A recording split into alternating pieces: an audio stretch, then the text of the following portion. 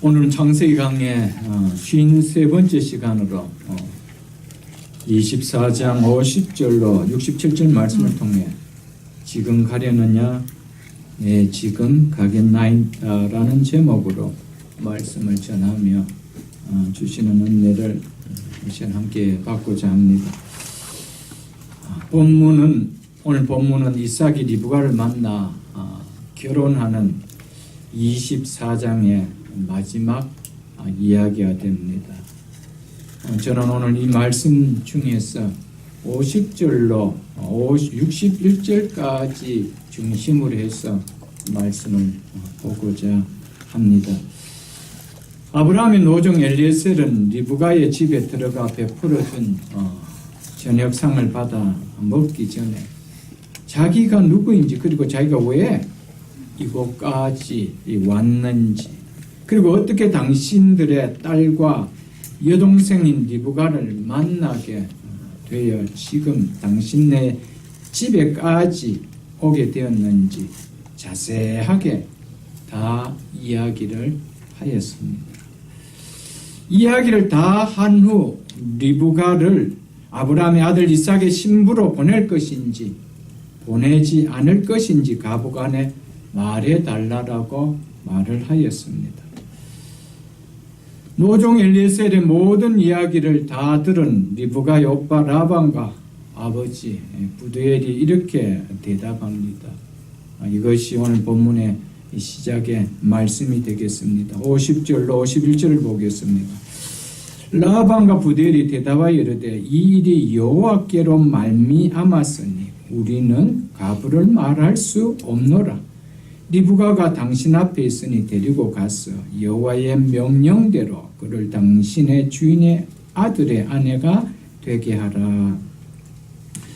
리브가를 아브라함의 아들 이삭의 아내로 보내는 이 일은 여호와께로 말미암았으니, 즉 하나님이 하시는 일이므로 우리는 가부를 말할 수 없노라고, 우리가 좋다 싫다 결정할 수 있는 일이 아니라고 라반과 부두엘이 말을 합니다. 하나님의 뜻이라면 인간인 우리가 거절할 수 있겠느냐는 것이죠. 결코 거절할 수 없으므로 그대로 행하라는 것입니다. 라반과 부두엘이 이 일이 하나님의 뜻으로 받아들이고 선뜻 노종 엘리에셀에게 리브가를 내어줄 수 있었던 이유가 뭘까요?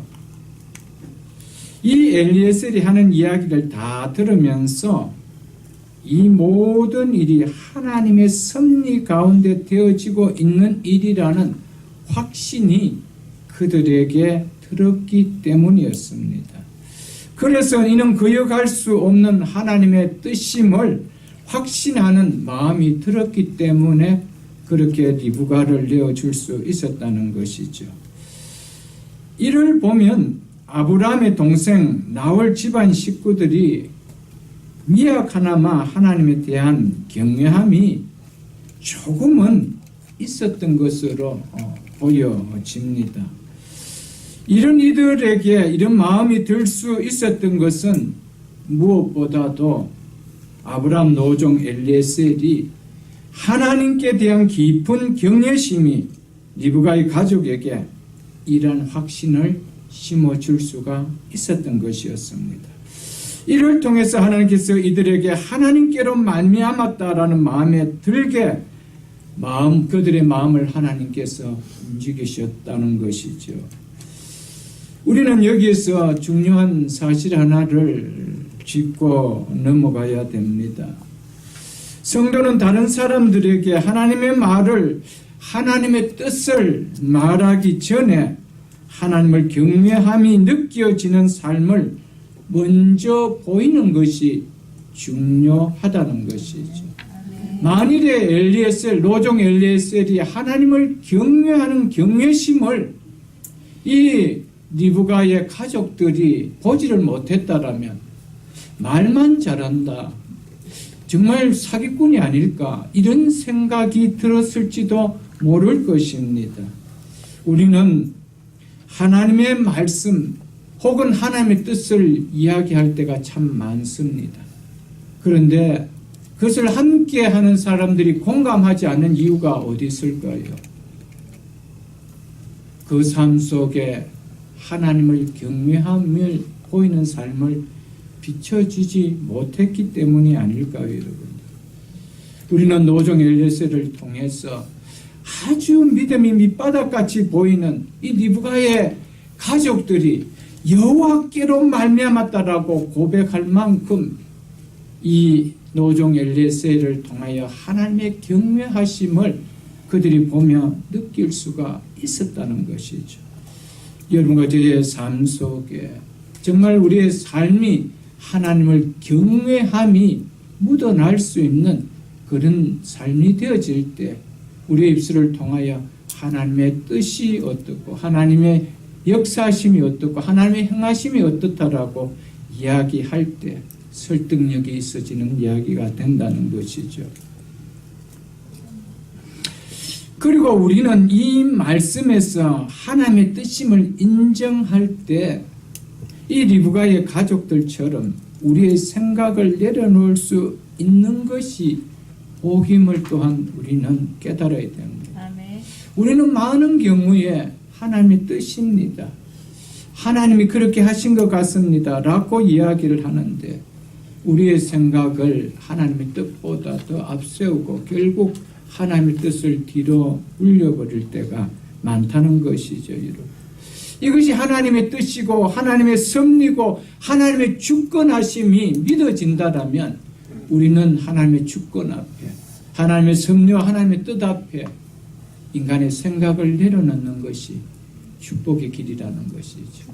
아멘. 우리가 지금까지 신앙생활하며 오면서 우리는 많은 경우에 말씀을 듣고 말씀을 배우고 말씀을 읽으면서 지금 내 이런 상황이 이렇게 하는 것이 하나님의 뜻이라고 여겨지면서도 왜 우리의 생각을 하나님의 뜻보다 앞세울 때가 많았습니까, 여러분?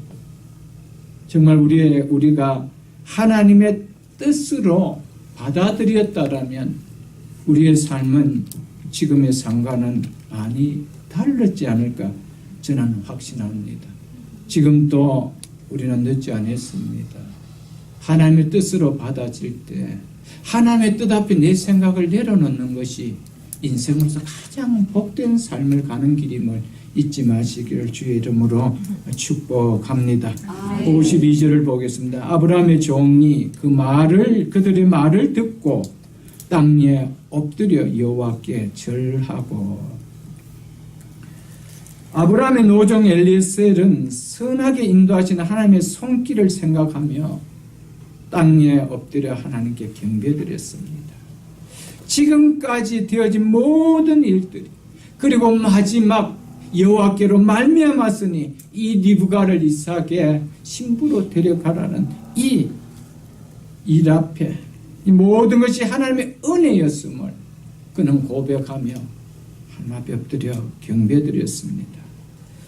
순간순간 내 삶에 하나님의 손길을 깨닫고 하나님의 은혜임을 느끼는 사람은 엘리에셀처럼 하나님께 드리는 경배의 자세는 달라집니다.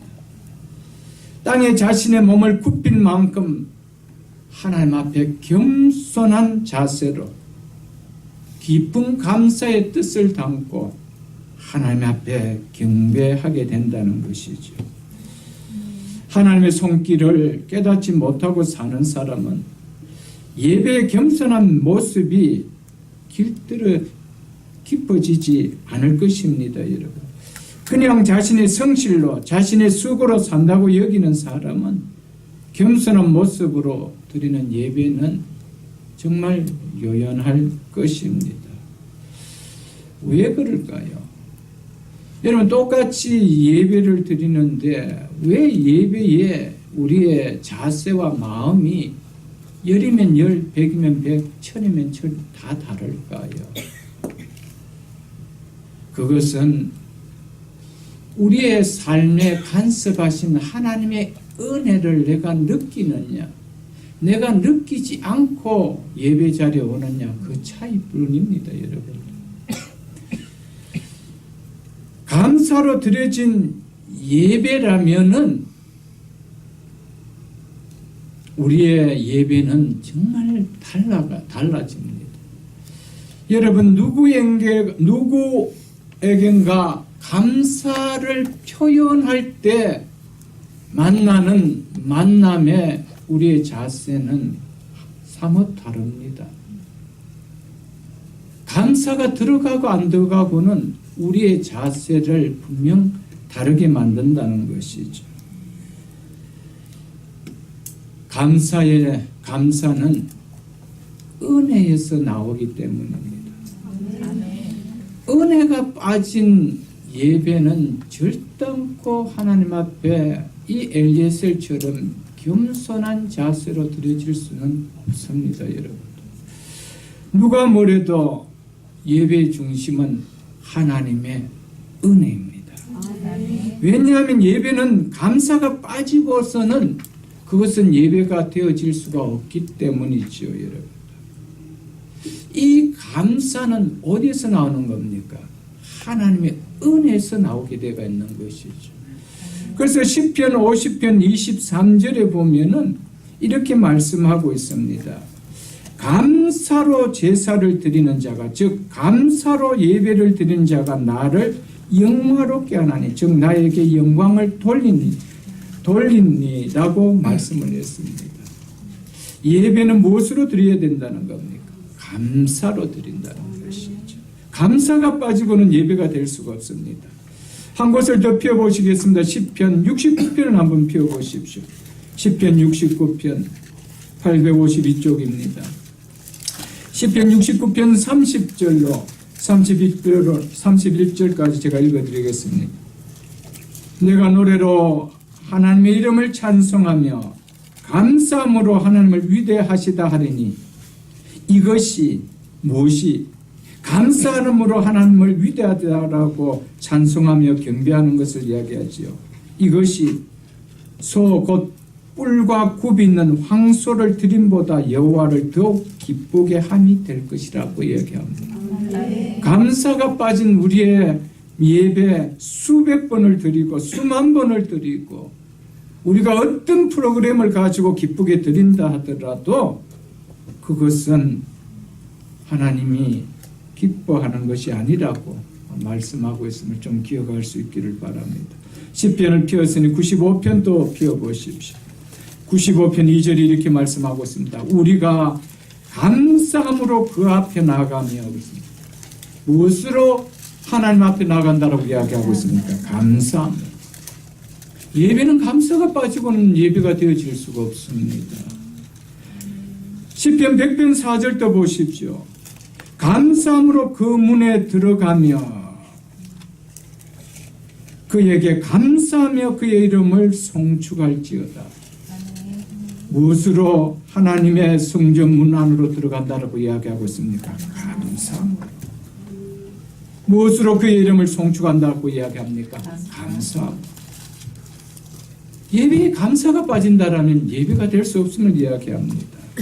시편 147편 7절에도 감사함으로 여호와께 노래하며 그랬습니다. 어떻게 찬양을 드리라고 이야기하고 있습니까? 감사함으로. 감사는 바로 하나님 은혜에 대한 표현으로 나오는 것입니다. 감사가 없다는 것은 결국 하나님에 대한 은혜가 없다 이 말입니다, 여러분들. 하나님의 은혜를 가지고 예배를 드리냐, 하나님에 대한 은혜에 대한 은혜가 없이 예배를 드리느냐, 이것이 우리의 예배의 자세가 80도 달라진다는 것이죠, 여러분들.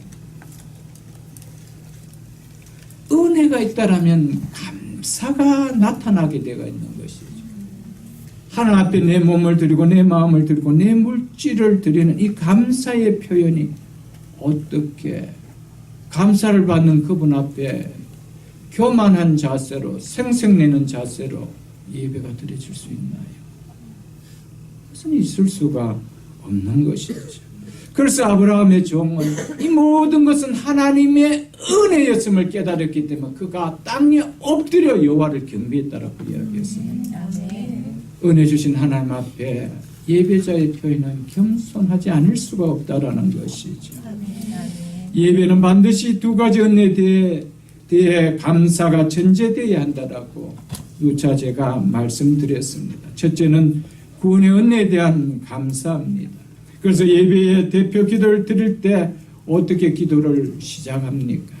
죄로 말미암아 영원히 죽을 수밖에 없는 죄인인 우리를 하나님의 놀라운 은혜로 자녀 삼아주시고 구원받은 자녀임을 드러내는 예배자로 삼아주신 은혜 앞에 감사드린다라고. 구원의 은혜 앞에 먼저 감사를 선포하고 예배가 시작되어진다는 것이죠. 구원의 은혜가 없는 예배는 있을 수가 없습니다. 그래서 구원의 은혜를 받지 못한 자는 사실은 예배자가 될 수가 없는 것이지요. 예배에 참석은 했지만은 예배자는 되어질 수가 없는 것입니다. 그래서 예배자는 구원받은 자의 특권이라는 사실이죠. 두 번째, 무슨 감사에 대한 감사의 표현이 있어야 됩니까? 한 주간 내 생명과 내 삶과 내 가정과 일터와 기업을 지켜주신 하나님의 손길에 대한 감사가 있어야 된다는 것이죠. 이 두 가지 감사를 안고는 예배를 드려야 됩니다. 구원을 베풀어 주신 하나님 앞에 온 예배자로 서게 됨을 감사드립니다. 한 주간도 나의 생명과 우리의 가정과 우리의 일터를, 우리의 기업을 하나님 생명사기로 지켜주신 하나님 앞에 감사한다. 그 감사를 담아 예배를 드린다는 것이죠, 여러분. 그러므로 이 감사는 이런 하나님 은혜를 깨닫고 드리는 것이죠. 하나님의 은혜가 없는 예배는요, 수만 번을 드려보십시오. 그런 예배를 가리켜서 이사야 선지자를 통하여 우리 하나님께서 내 마당만 밟을 뿐이다. 너희들이 드리는 소와 양이 내가 질렸다라고 표현했습니다. 중심인 감사가 빠지고 형식만 있는 그 예배에 우리 하나님은 내가 질렸다라고 이야기할 정도로 우리는 예배에 대해서 한번 다시 표현해야 됩니다. 분명히 하나님이 받는 예배는요, 하나님이 주시는 복이 임하게 되어 있습니다. 거기에 대한 하나님의 분명한 반응이 있게 되어 있습니다. 우리가 수없이 예배 드렸지만 예배를 통해 누리는 복이 얼마나 있었는가. 그렇다면 그 이유가 뭔가 우리는 좀 생각하고 예배 나올 수 있어야 된다는 것이죠.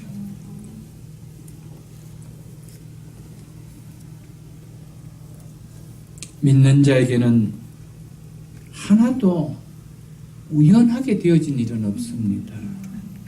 사소한 삶의 문제 하나까지도 그 속에는 세심한 하나님의 손길이 있다는 사실을 우리는 기억해야 됩니다. 그렇다면 우리의 삶 하나하나 가운데 우리는 하나님의 은혜를 아니 생각할 수가 없습니다. 우리가 살면서 얼마나 많이 하나님과 교감하고 사느냐, 이게 너무 중요합니다. 하나님과 교감이 없으니까 하나님의 은혜가 없는 거예요. 이건 내가 한 것이고 우연히 일어났고 어쩌다가 이런 일이 일어났고 이런 표현밖에 안 돼야 되죠. 이것은 분명히 하나님이 주신 은혜라고는 사실을 깨닫고도 감사함에 대한 표현은 너무 무디는 것이죠. 어색한 것이죠. 그런 것들이. 53절을 보십시오. 은금 패물과 의복을 꺼내어 리브가에게 주고 그의 오라버니와 어머니에게도 보물을 줍니다. 먼저 노종 엘리에셀은 하나님의 은혜에 감사하며 하나님께 경배를 드리고 난 후 결혼이 성립되었음을 나타내는 공식적인 예물을 신부와 그의 가족들에게 줍니다. 이 공적인 예물은 신랑이 신부와 신부 집에서 주는 지참금의 일종입니다. 지참금을 신부의 집에 줌으로써 리브가와 이삭의 약혼이 성립되었음을 나타내는 것입니다. 아브라함의 노종이 이 리브가와 그의 가족에 준 예물은 리브가가 결혼 후에 누리게 될 아브라함의 모든 보화 가운데 극히 일부였습니다. 아브라함의 집에 가면 다 누리게 될 것에 견본에 지나지 않는 것을 받았을 뿐입니다. 이것이 다가 아니라는 것이죠. 누가 그 예물을 받고 이 예물이 다라고 하는 신부가 어디 있습니까? 그것은 그 집에서 누릴 것에 대한 극히 일부를 맛보는 것이죠. 이처럼 성령께서는 우리에게 예수 그리스도의 신부로 인쳐주시고요. 이 땅에서 구원을 누리는 선물은 후에 천국의 큰 영광과 누릴 보화의 극히 일부를 우리에게 맛보게 해주는 것에 지나지 않음을 우리는 깨달아야 됩니다. 우리가 성령의 선물로 통하여 하나님의 집 천국을 정말 조금 맛보고 알아가는 것이죠, 여러분. 똑같은 이야기입니다. 리브가가 은금패물과 의복을 선물 받고 한 번도 보지 못한 신랑의 부유함과 그 아버지의 집의 풍요함을 기대한 것처럼 예수 그리스도의 신부인 성도는 우리도 천국 기업을 보증으로 주신 성령으로 말미암아 천국의 부유를 조금이나마 맛보고 그 맛 때문에 그 천국을 기대하며 살아가고 있다는 것이죠. 믿습니까, 여러분? 그런데 문제는 성령을 통하여 주시는 이 구원의 맛을, 천국의 맛을 모르면은 이것이 사모되어지지 않습니다. 어떻게 리브가가 그 엘리에셀을 따라 가나안 땅 아브라함의 집까지 갈 수 있었습니까? 그 아브라함의 집에서 누릴 그 풍요와 부요로의 맛을 조금 봤기 때문에 그것을 맛보지 않았으면 갈 수가 없는 것이지. 그러니까 우리가 이 땅에서 어떤 사람이 정말 천국을 사모하며 예수 그리스도와 만날 것을 사모하는 신앙생활을 하며 살아갈까요? 구원의 맛을 본 자입니다. 성령을 통해서 그 구원의 맛을 보고 그 천국의 맛을 본 사람이 그것을 깨닫는 것이죠. 아직까지 성령을 통해서 이 맛을 체험하지 못한 사람들은요, 그것이 그렇게 누려지지 않습니다. 그 세상에 가고 싶지 않습니다. 그냥 아버지 집이 좋사오니, 그냥 이 화란 땅이 좋사오니, 메소포타미아 땅이 좋사오니 여기 있겠다라고 하는 것이죠. 누가 따라가겠습니까? 그래서 에베소서 1장을 잠깐 한번 펴보겠습니다. 신약성경 에베소서 1장, 신약성경 310쪽입니다. 신약성경 310쪽 에베소서 1장 13절로 14절로 제가 읽어드리겠습니다.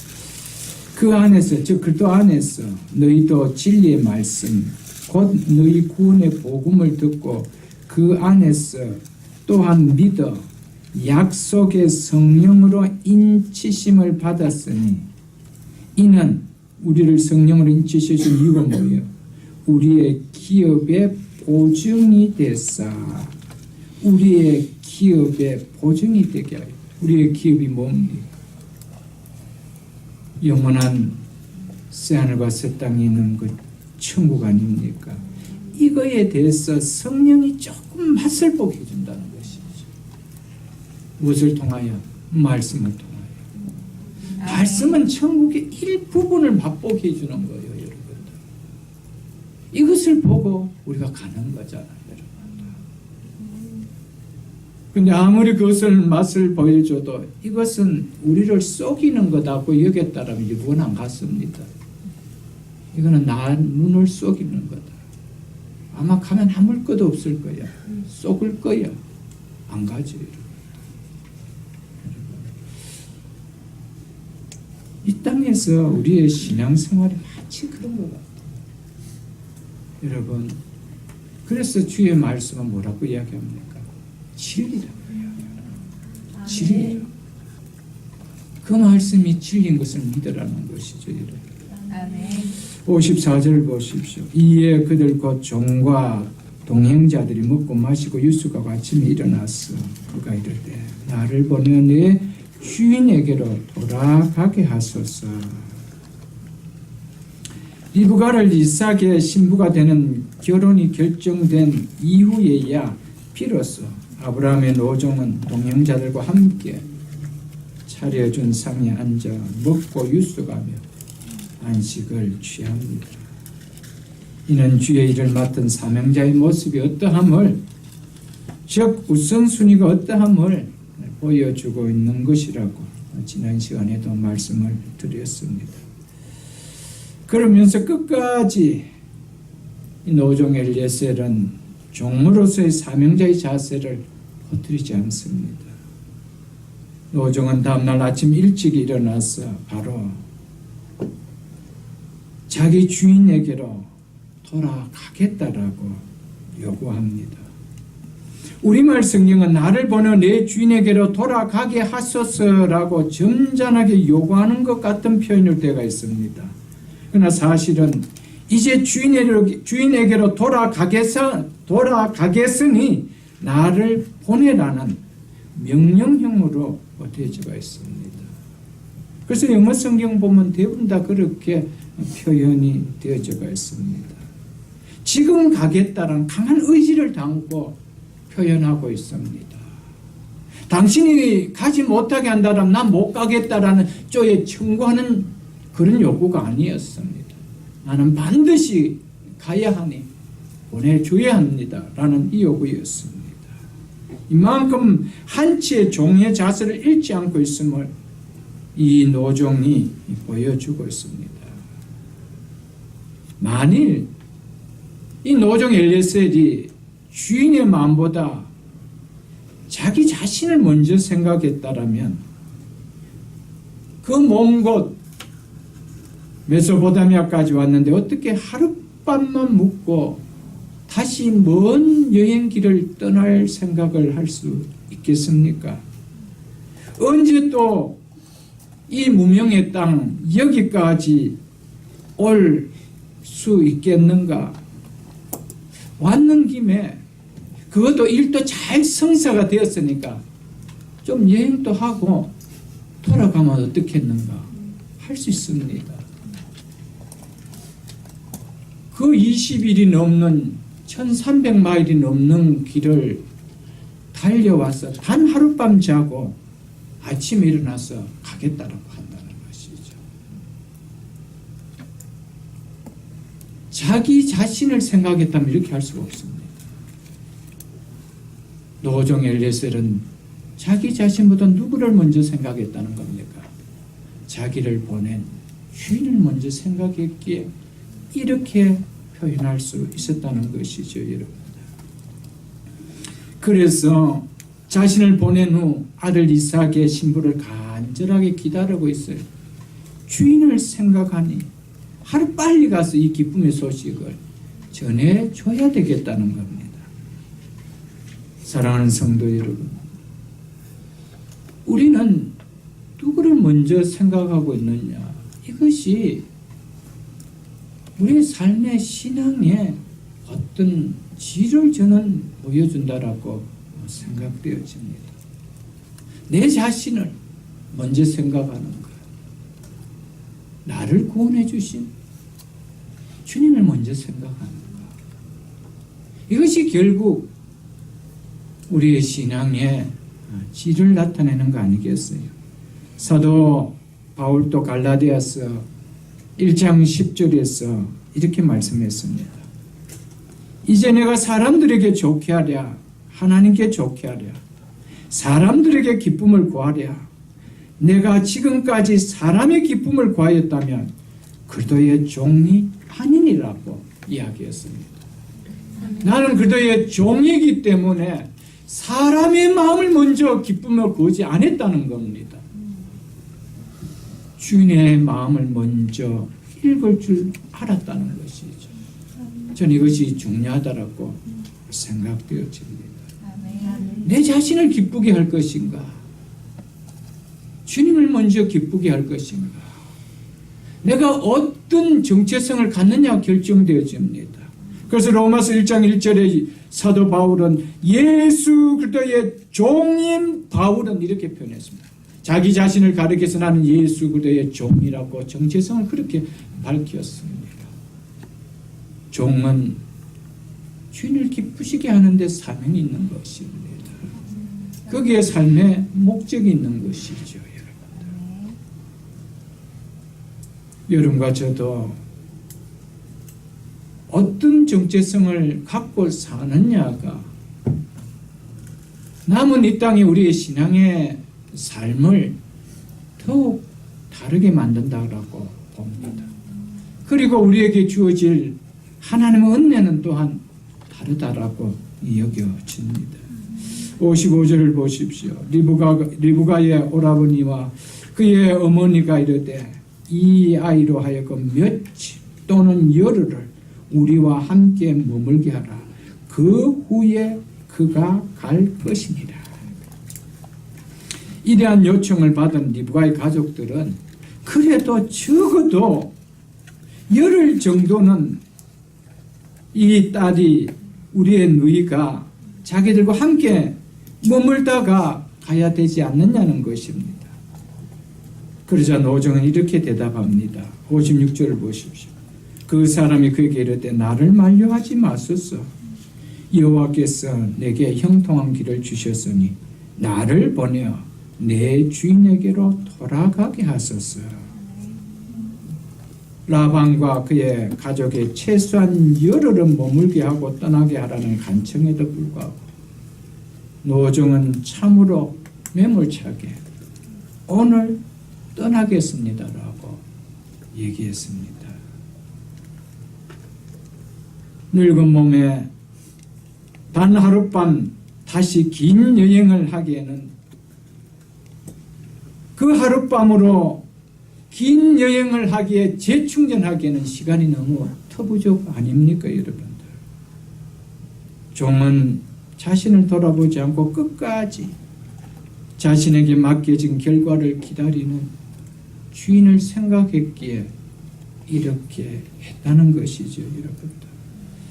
노종은 이 노종 엘ie셀은 자기를 기쁘게 하는 자가 아니라 주인을 기쁘게 하는 충성되고 신실한 종의 모형으로 우리에게 보여주고 있습니다.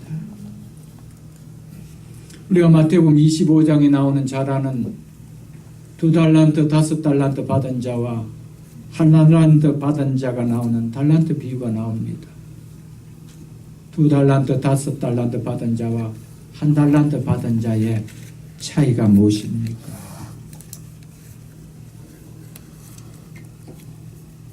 주인을 생각하느냐 자기를 생각하느냐 그 차이였습니다. 1달란트 받은 자는 자기를 생각한 자였습니다.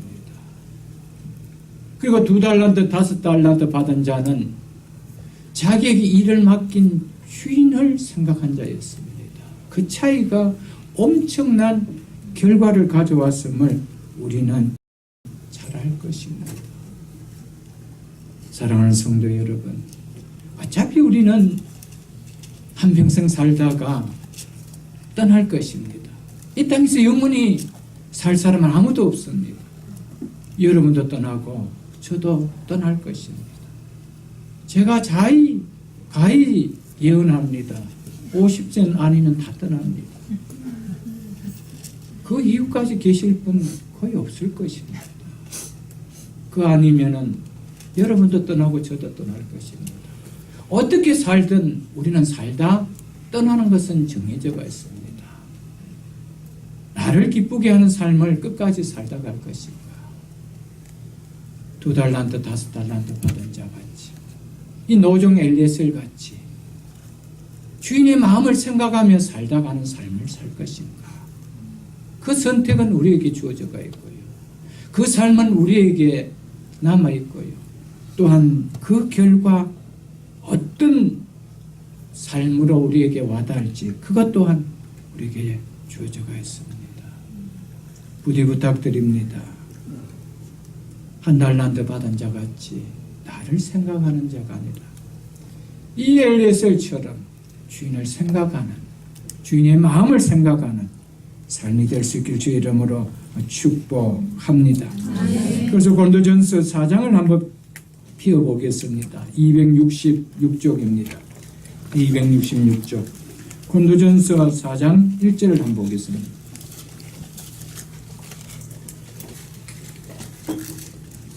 우리 같이 한번 찾아서 읽겠습니다. 같이 읽겠습니다.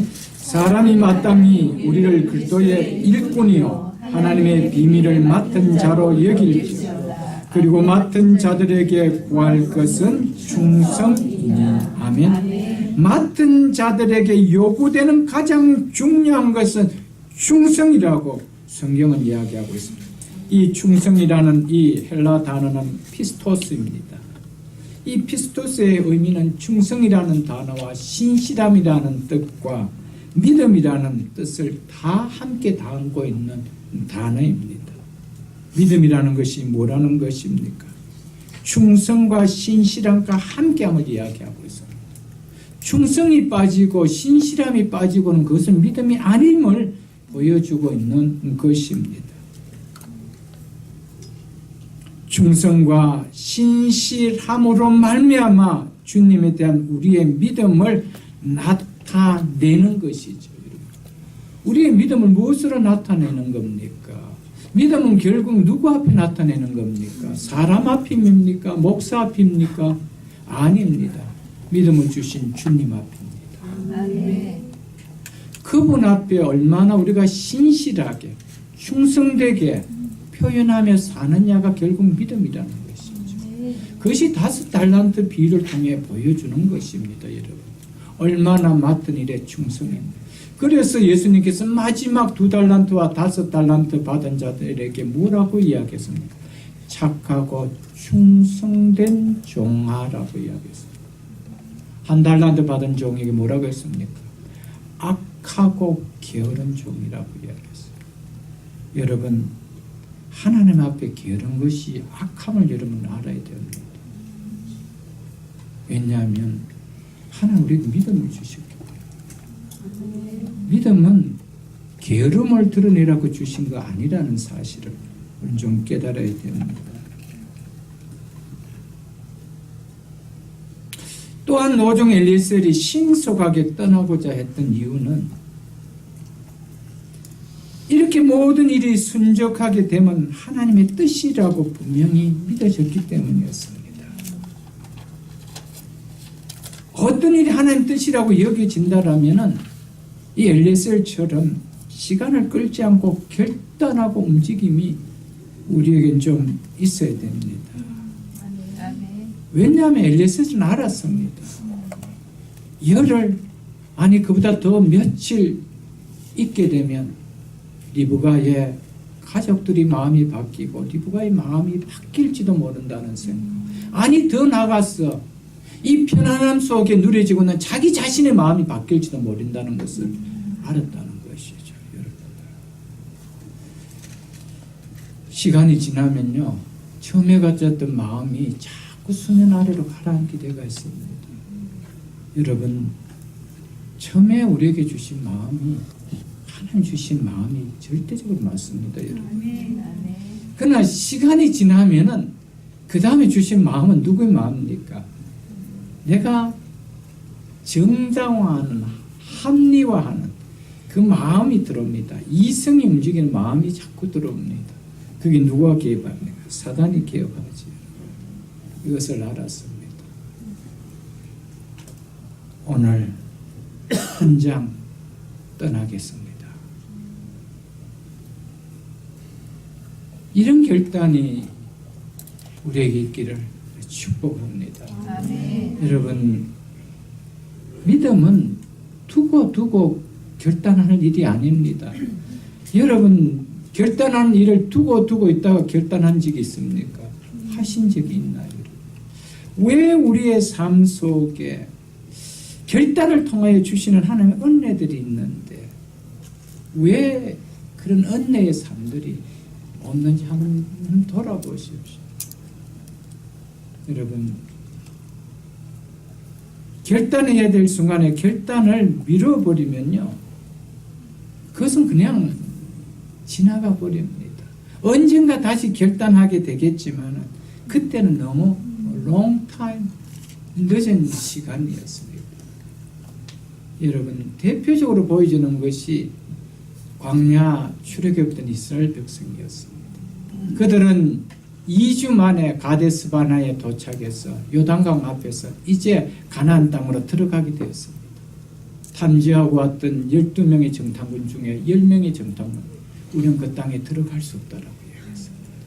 우리는 그들에 비하면 메뚜기와 같으니 우리는 그들의 밭밖에 될 수 없다, 들어갈 수 없다라고 했습니다. 그를 통하여 그들이 40일 동안 탐지하고 왔던 그 날수를 하루를 1년으로 계산해서 40년 광야에 돌게 만들었습니다. 그리고 40년 후에 그들은 다 광야에서 죽고 그 2세대들이 그 땅을 들어가게 되었습니다. 보름이면 들어갈 길을 40년 걸렸습니다. 결단이 그렇게 중요한 겁니다. 하나님 앞에 믿음으로 결단하는 예배, 하나님 앞에 믿음으로 결단하는 순종은요, 우리의 삶이 달라짐을 우리에게 말해주고 있음을 잊지 마십시오, 여러분. 여호와께서 내게 형통한 길을 주셨으니 나를 보내어 내 주인에게로 돌아가게 하소서. 하나님께 내가 은혜를 받았으니 내가 이제 주인에게 돌아간다는 겁니다. 무슨 이야기입니까? 내가 하나님께 은혜를 받았으므로 은혜 받은 자의 마땅한 표현을 내가 한다는 것입니다. 무슨 말인지 이해가 되어지십니까, 여러분들? 은혜 받은 자는요, 그 은혜 안에 머물러 있었으면 안 됩니다. 그 은혜 받았음을 표현해야 된다는 거예요. 여호와께서 내게 형통한 길을 주셨으니 무슨 입니까? 무슨 말입니까? 하나님이 나에게 은혜를 주셨기 때문에 내가 주인에게 간다는 겁니다. 이제 내가 그 은혜에 표현하겠다는 겁니다. 여러분, 은혜는 반드시 표현이 있어야 됩니다. 표현은, 순종 없는 표현은 일어날 수가 없고요. 결단 없는 표현은 일어날 수가 없는 것이죠. 여러분, 순종은 은혜를 아는 자의 마땅한 도리입니다. 여러분, 교회 안에 많은 믿음의 사람들이 오늘날 교회들 안에 있지만, 여러분, 왜 순종하는 자는 적습니까? 하나님의 은혜를 깨닫지 못하고 살기 때문에. 입술로는 하나님의 은혜라고 이야기하는데 실제 그 삶 속에는 하나님의 은혜를 드러내는 노정과 같은 표현이 없다라는 것이죠.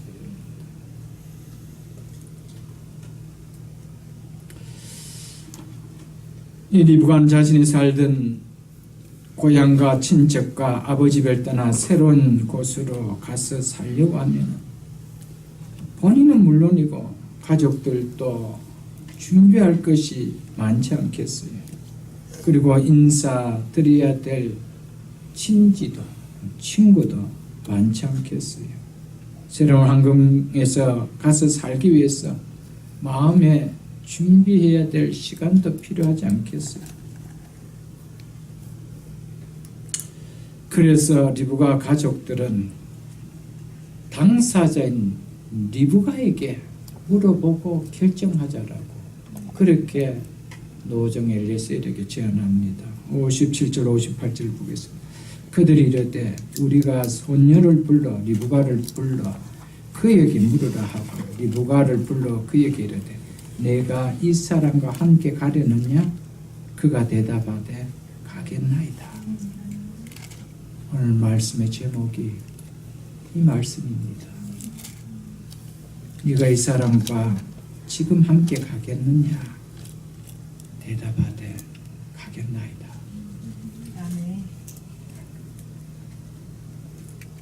가족들의 바람과 달리 리브가는 노종을 따라 지금 함께 떠나겠다라고 말합니다.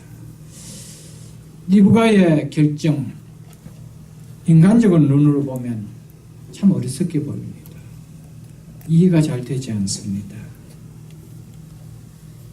최소한 시간을 갖고 준비도 해야 되고 정들던 사람들과 나눠야 될 인사를 나눠야 될 시간도 필요한데 그렇지 않다. 아니었다는 겁니다. 그러나 믿음의 눈으로 본다면 리브가의 결정은 돋보이는 리브가의 믿음의 진면목을 보여주고 있는 모습입니다. 리브가가 노종과 함께 지금 가겠다라고 말할 수 있었던 것은요, 아브라함의 노종 엘리에셀을 통하여 주인 아브라함에 관한 모든 이야기를 그가 다 들었기 때문입니다. 하나님께서 그런 아브라함에게 어떤 언약을 맺었으며 그래서 어떻게 아브라함을 축복하셨으며 이제 자신이 신랑될 아브라함의 아들 이삭이 어떻게 태어나게 되었으며 어떻게 신앙 교육을 받고 자랐는지 다 들었기 때문에 갈 수가 있었던 것이었습니다. 그가 결단하고 떠날 수 있었던 것은 말씀을 통하여 꿈이 있었기 때문이었습니다. 소망이 생겼기 때문이었습니다. 이 이야기를 다 들은 리브가가 하나님께서 아브라함에게 약속하신 그 유업을 함께 받고 싶은 그 소망이, 그 강렬한 열망이 그 마음에 일어났기 때문에 떠날 수 있었던 것이었죠. 그래서 이 리브가는 아브라함의 가계를 통한 하나님의 약속의 축복에 참여하게 되는 복을 놓치고 싶지 않았기 때문에 그는 떠날 수가 있었다는 것이었습니다. 리브가는 참으로 외모도 아름다웠습니다. 그러나 이보다 돋보인 것은 말씀을 믿고 그 말씀을 자신의 복으로 삼고 싶은 믿음이었습니다.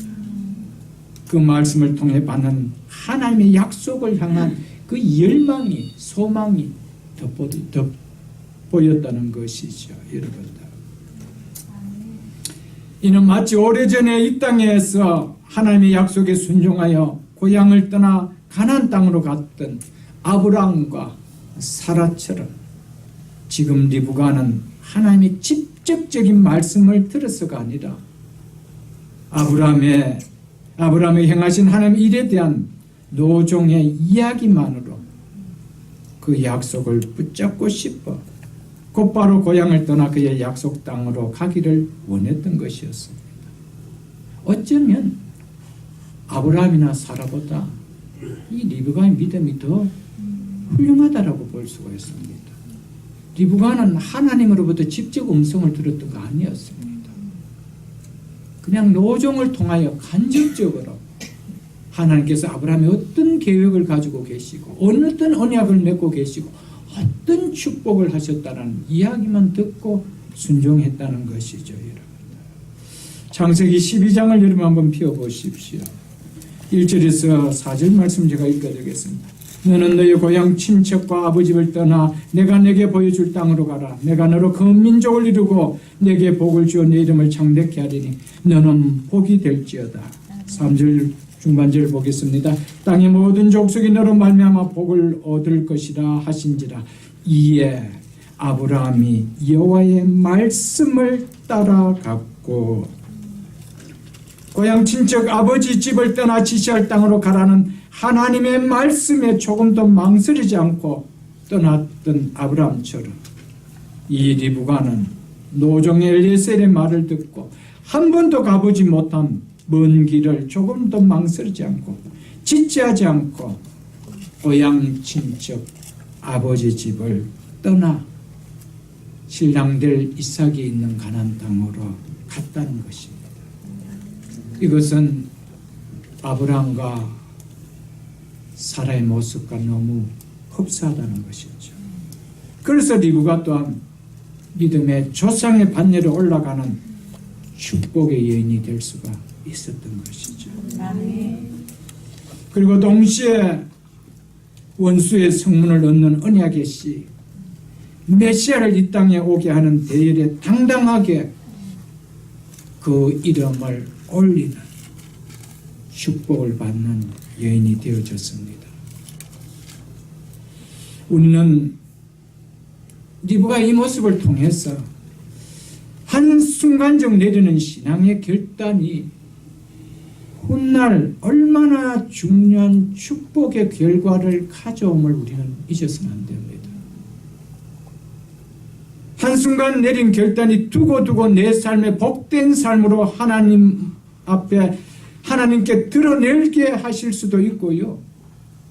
두고두고 하나님께서 안타까운 인생으로 드러내게 하실 수도 있습니다. 어떤 결단을 우리가 하는지. 여러분, 여호수아와 갈렙 그리고 나머지 10명의 정탐꾼 나름대로 결단을 다했습니다. 그 결단의 그 결과는 하늘과 땅의 차이였습니다. 기생 라합의 결단, 이방 여인 룻의 결단, 그 결단이 어떤 결과를 가져왔는지 우리는 알지 않습니까? 여러분, 신앙은 결단을 통하여 우리에게 주어지는 복입니다. 아멘. 우리가 그냥 기도한다라고 복이 주어지는 거 아닙니다. 여러분, 우리가 이 땅을 사랑하는 동안에 하나님 앞에 그만한 희생을 하는 결단이 있을 때 하나님의 은혜는 남다르게 주어짐을 리브가를 통해서 볼 수 있기를 주의 이름으로 축복합니다. 아멘.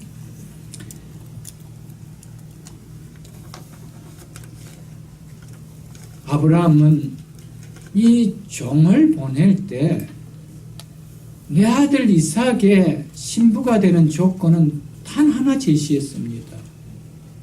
그것은 너가 하는 말을 듣고 믿고 따라오는 자라는 것이죠. 아멘. 너의 말을 액면 그대로 받아들이고 따라오는 자라는 겁니다.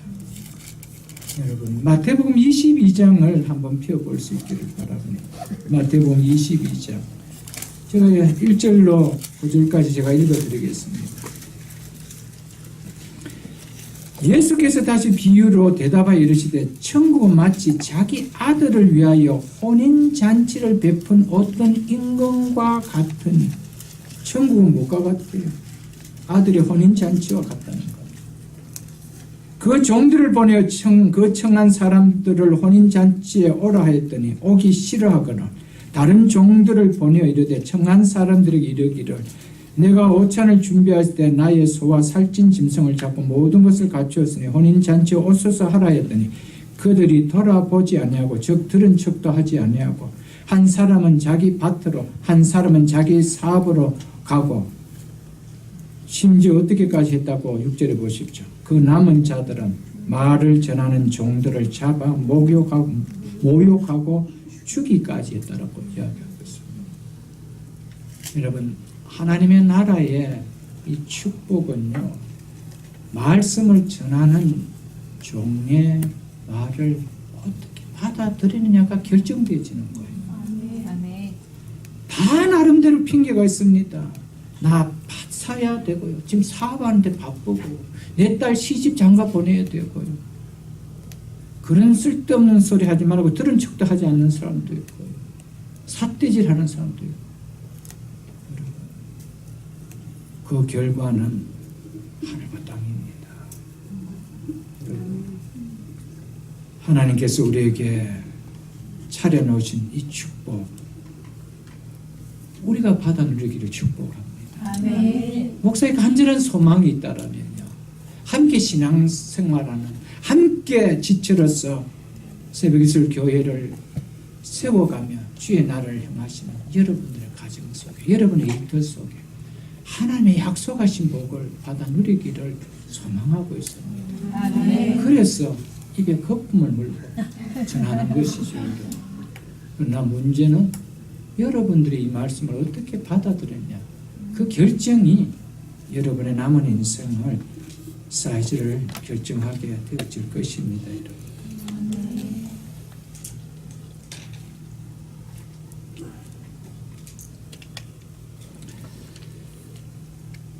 사랑하는 새벽이슬 성도 여러분, 말씀을 들을 때 머뭇거리지 말고 주님을 따른 믿음의 길을 들어서는 순종의 여러분들 힘쓰십시오.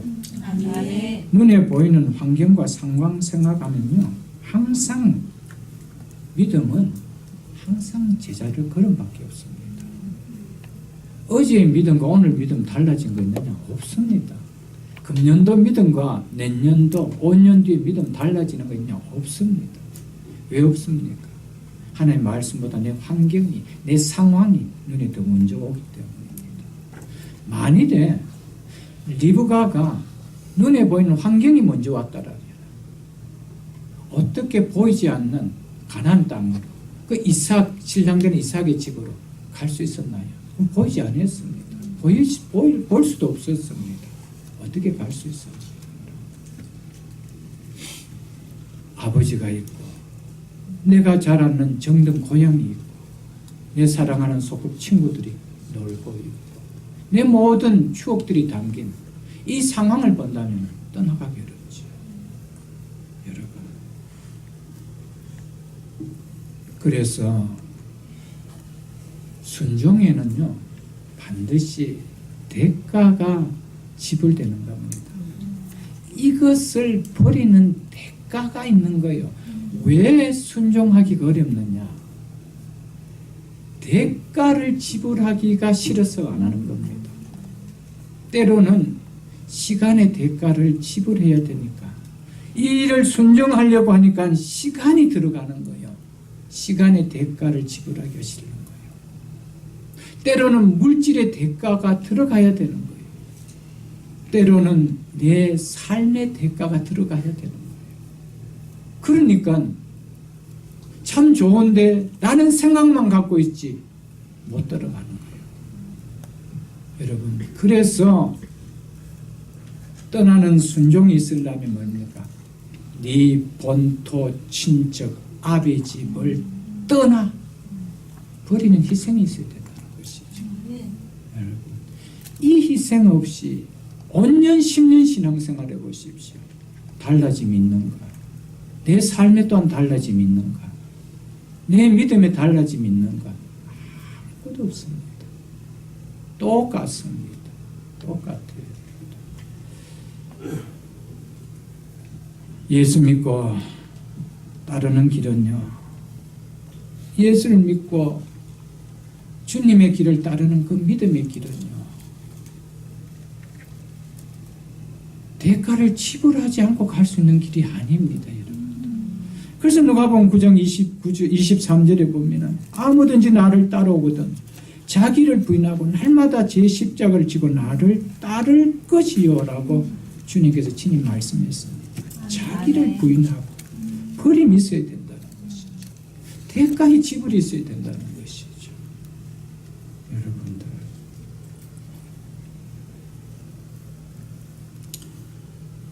아브라함과 마찬가지로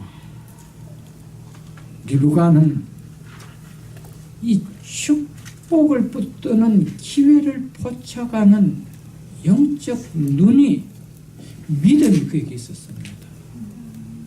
저는 이 땅을 살아가면서요, 가장 복된 인생이 누구냐, 무엇이 축복인지 볼 수 있는 영적인 눈을 가진 자라고 봅니다. 아멘. 믿음을 가진 자라고 봅니다. 세상 사람들이 다 여기에 투자하면은 대박 칠 건데, 그래서 투자하지 않습니까? 그래서 혹시나 그 분야에 전문가들이 있으면 조언을 듣고 싶어서 그렇게 하는 거 아닙니까, 여러분들? 그래서 다 성공했나요? 그렇지 않죠? 그렇지 않지 않습니까, 여러분? 어떤 사람 막차 타서 정말 후회하는 사람들도 많지 않습니까, 여러분? 영적인 눈이 열려야 됩니다. 아멘. 진짜의 축복은 하나님이 주십니다. 아멘. 세상이 주는 거 아닙니다, 여러분들. 하나님이 누구에게 주는지, 어떤 때에 주는지 이것을 포착할 수 있는 영안이 있어야 되는 거예요. 아멘. 리브가는 그것을 볼 줄 알았습니다. 그 영안이 있었습니다. 사랑하는 성도 여러분, 우리에게 이 복이 있기를 원합니다. 아멘. 만일 리브가가 나 못 떠나겠다라고 하고 그 축복의 기회를 거절해 버렸다라면 그는 그야말로 메소포타미아의 한 평범한 주부로서 살다가 그 인생 끝났을 겁니다. 그가 축복의 기회를 놓치지 않고 붙들었기 때문에 이스라엘을 태동케 하는 12지파를 낳게 하는 그런 할머니가 되는 그런 역사를 가져오지 않습니까? 아멘. 여러분, 이 복은 아무나 누리는 복이 아니에요. 여러분, 한 나라를 태동케 하는 정말 조모가 되는 거예요. 얼마나 큰 복입니까, 여러분? 왜 사람들이 축복의 기회를 놓칩니까? 축복이 좋은 것인 줄 다 압니다. 이 말씀을 지키면 내가 복된 인생이 된다는 거 다 압니다. 근데 왜 우리가 그 축복의 기회를 붙드는 결단을 하지 못합니까? 희생해야 될 대가가 두려워서 못하는 거예요. 그게 겁나는 거예요. 그게 싫어서 그런 거예요. 그게 불편해서 그런 거예요. 여러분, 사랑하는 성도 여러분, 리브가의 믿음을 좀 본받을 수 있기를 축복합니다. 아멘. 하나님, 이 자에게 반드시 하나님은 은혜를 주시는 것이죠, 여러분. 아멘. 그래서 오늘 본문 마지막 장에 마지막 절에 뭐라고 얘기하고 있는지 여러분들 보십시오. 마지막 절을 여러분 한번 보십시오.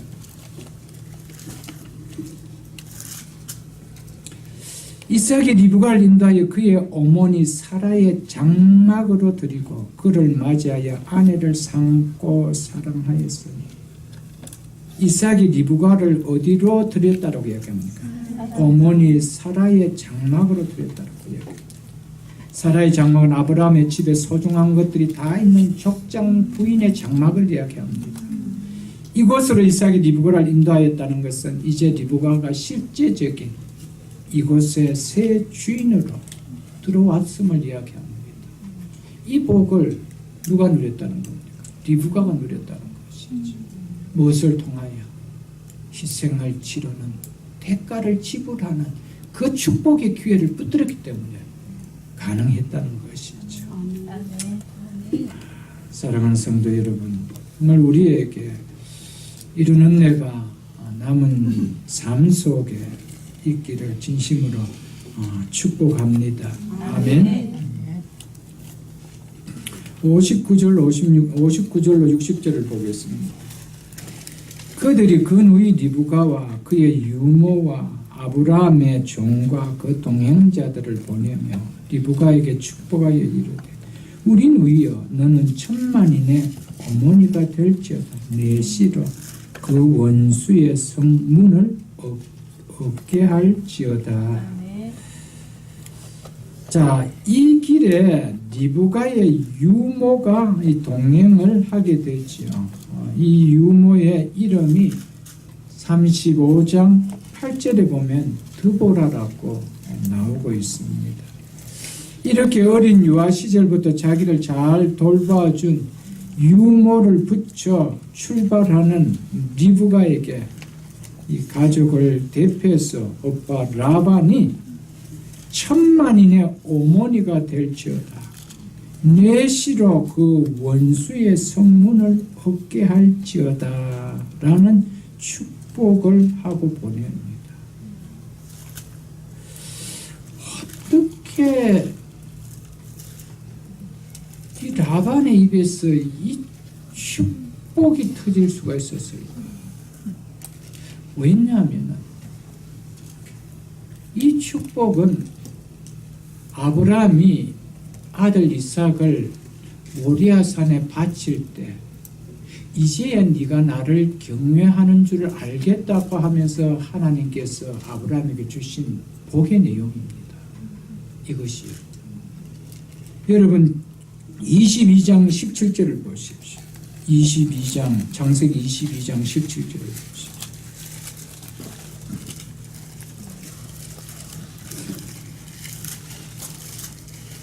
내가 내게 큰 복을 주어 내 씨가 크게 번성하여 하늘의 별과 같고 바다의 모래 같게 하리니. 이 말이 뭡니까? 천만인의 어머니가 될지어다. 같은 이야기입니다. 내 씨가 그 대적의 즉 그 원수의 성문을 차지하리라. 동일하게 이야기하고 있지요. 너는 천만인의 어머니가 될지어다. 내 씨로 그 원수의 성문을 얻게 할지어다. 똑같은 축복을 합니다. 우연히 하였다라고 볼 수 없습니다. 이것은 분명 하나님께서 그 입을 통해서 다시 한번 자신의 약속을 예언하고 있는 모습입니다.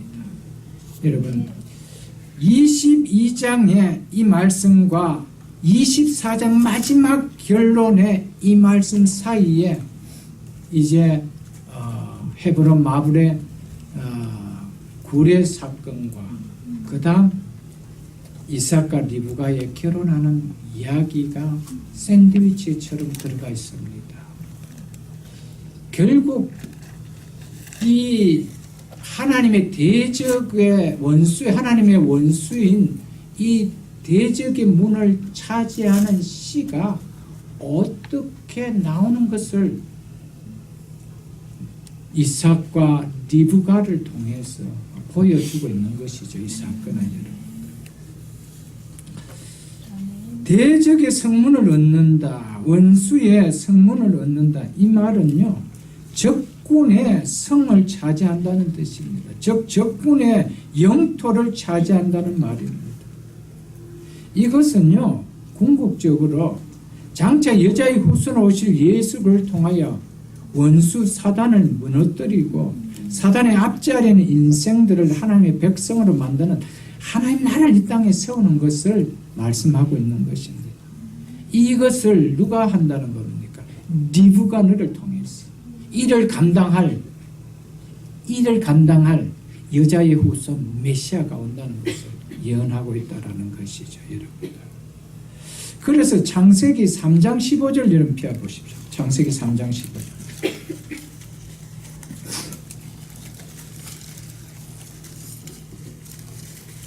창세기 3장 15절 제가 읽어드리겠습니다. 내가 너로, 너는 사단이죠. 뱀을 말하죠. 사단을 이야기합니다. 내가 너로 여자와 뭐가 되게 하고 원수가 되게 하고 내 후손도 여자의 후손과 원수가 되게 하려니 여자의 후손이 내 머리를 상하게 할 것이다. 여기에서 원수라는 말이 몇 번 나옵니까? 2번 나옵니다. 이 원수는 누구를 말합니까? 사단을 이야기하죠. 그러나 결국 무슨 이야기입니까? 내 씨로 그 원수의 성문을 얻게 하리라. 그 원수가 차지하고 있는 영토, 누굽니까? 사단이 차지하고 있는 영토를 네 씨로 말미암아 차지하게 될 것이다. 그거 지금 예언하고 있는 이야기입니다. 누구를 통해? 리브가 너를 통해야 이 사단을, 이 원수를 깨뜨릴 자가 나오게 된다. 너는 그런 어머니가 될 거라는 아멘. 이 복을 어떻게 받았습니까? 하나님의 말씀을 듣고 이 복을 내가 누리고 싶어서 고향 친척 아비 집을 단숨에 버리고 나 노정 엘리에스를 따라가겠습니다. 아멘. 여러분 진짜 복을 아는 사람은요 이 땅의 것에 연연하지 않습니다. 믿으십니까 여러분? 왜 우리가 신앙생활을 하면서 이 땅의 것에 연연하면서 하나님의 복들을 놓칩니까? 하나님의 말씀을 액면 그대로 사실로 받아들이는 믿음이 없어서 그런 거예요. 여러분 우리에게 주신 구원의 은혜는 진짜 맛복입니다. 이거는 정말 견본에 여겨지지 않습니다. 극히 일부 부분입니다. 이걸 통해서 하늘의 영원한 하늘의 풍성함을 맛보게 한 것이죠. 그 나라를 사모하게 한다는 것이죠. 히브리서 2장을 여러분 한번 펴보십시오. 14절로 15절 제가 그냥 읽어드리겠습니다. 시간상. 자녀들은 혈과 육에 속하였으며 그 또한 그는 예수 그리스도입니다. 그 또한 같은 모양으로 혈과 육을 함께 지내시는 그 육신의 몸으로 오심은 말입니다. 죽음을 통하여 죽음의 세력을 잡은 자 곧 마귀를 멸하시며, 왜 이 땅에 오셨대요? 마귀를 멸하시기 위해서. 믿으십니까? 원수의 성을 차지하기 위해 오셨다 이 말인데, 여러분. 그리고 또 죽기를 무서워함으로 한평생 매여 죽음의 종로로 타는 모든 자들을 놓아 주려 하십니다. 아멘. 이것이 원수의 성문을 차지하는 거예요. 원수의 손아귀에 놀아난 그들을 풀어 하나님의 백성이 되게 하는 일을 하시기 위하여 예수 그리스도께 오심을 이야기하고 있습니다. 61절을 보겠습니다. 61절을 보고 말씀을 이제 마무리 짓도록 하겠습니다. 리브가가 일어나 여종들과 함께 낙타를 타고 그 사람을 따라가니 그 종이 리브가를 데리고 가니라. 노종 엘리에셀이 리브가를 데리고 주인의 아들 이삭이 살고 있는 가나안 남방을 향해 지금 이제 떠납니다. 리브가는 엘리에셀이 이끄는 낙타를 타고 먼 길을 이제 갑니다. 그 길은 평탄한 길이 아닙니다. 포장도로가 아닙니다. 비포장 길입니다. 그것도 좋은 안락한 차를 타고 가는 것이 아닙니다. 정말 사람도 앉기 불편한 낙타의 등에 타고 지금 가고 있습니다. 그 먼 길, 불편한 길을 가면서 이 리브가는 어떤 생각을 하고 여러분 갔겠어요? 여러분 무슨 생각을 하면 갔겠어요? 한 번도 보지 못했던 그 이삭, 엘리에셀을 통하여 말로만 들었던 그 엘리에셀을 통한 말로만 들었던 그 이삭의 성품도 그려보고 그 얼굴도 그려보고 그의 모습은 어떨까 이것을 그려보며 갔을 거 아니겠어요. 그리고 또 그 아버지가 있는 아브라함의 집에 있을 그 풍성함과 부유함을 누릴 것을 상상하며 갔지 않겠어요, 여러분? 우리도 똑같습니다. 우리가 이 땅을 가면서 이거 생각하고 주님 부르시는 그날까지 성령의 인도함을 받고 가는 것이죠. 그래서 베드로전서 1장을 여러분 한번 펴보십시오. 베드로전서 1장 8절. 신약성경 베드로전서 1장 8절입니다. 베드로전서 1장 8절.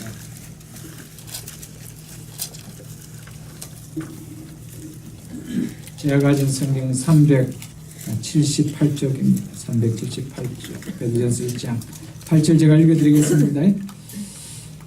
예수를 너희가 보지 못하였으나 사랑하는도다. 우리가 예수님을 봤습니다.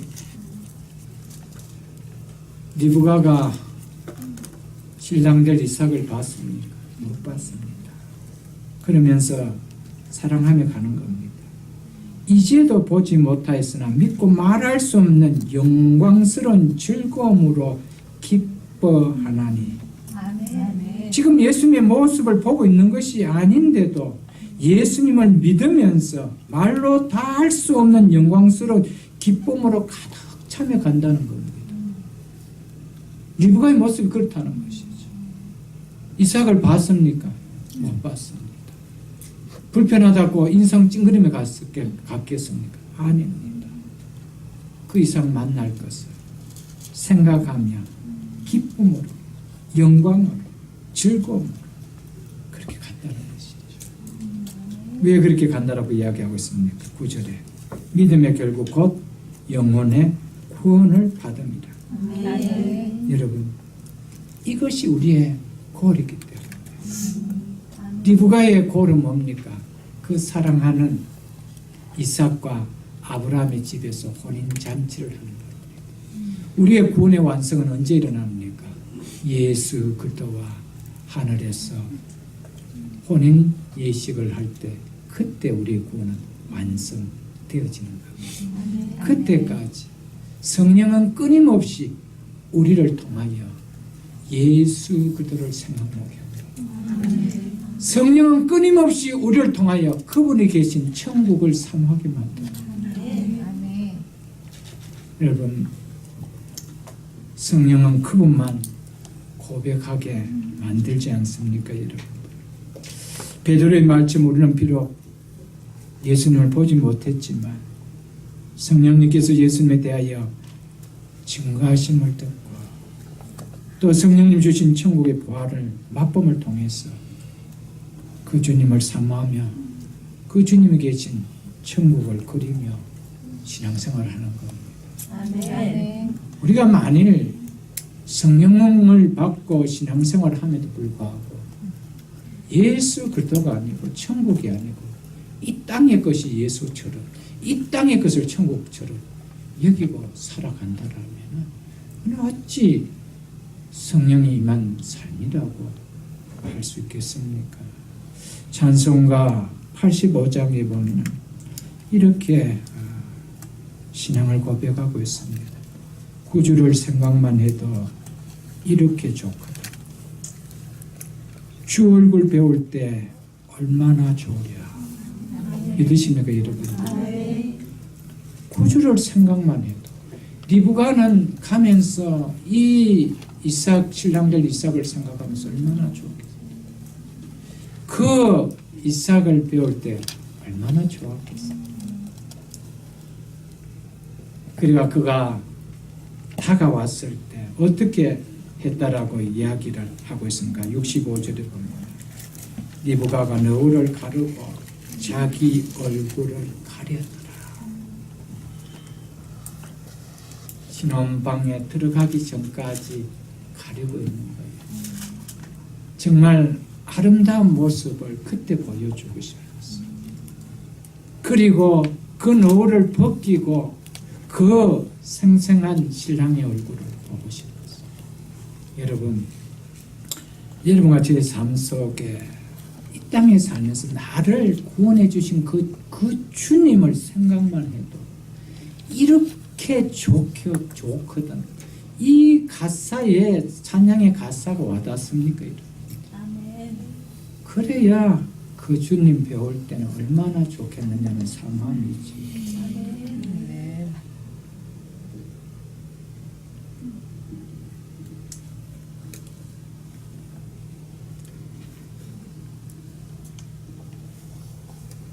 사랑하는 성도 여러분, 말씀을 맺겠습니다. 리브가는 불편한 여정을 마다하지 않고 불편한 먼 여행길을 마다하지 않고 기쁨으로 갈 수 있었던 것은 만날 실상될 이삭을 생각하고 갔기 때문이었습니다. 여러분과 저도 날 구원해 주신 예수 그리스도 그분과 하나님의 나라에서 영원토록 함께할 혼인잔치가 있을 때까지 성령님은 우리를 인도해 가십니다. 우리 부탁드립니다. 기쁨으로 갈 수 있기를 축복합니다. 즐거움으로 갈 수 있기를 축복합니다. 사모하는 마음으로 갈 수 있기를 축복합니다.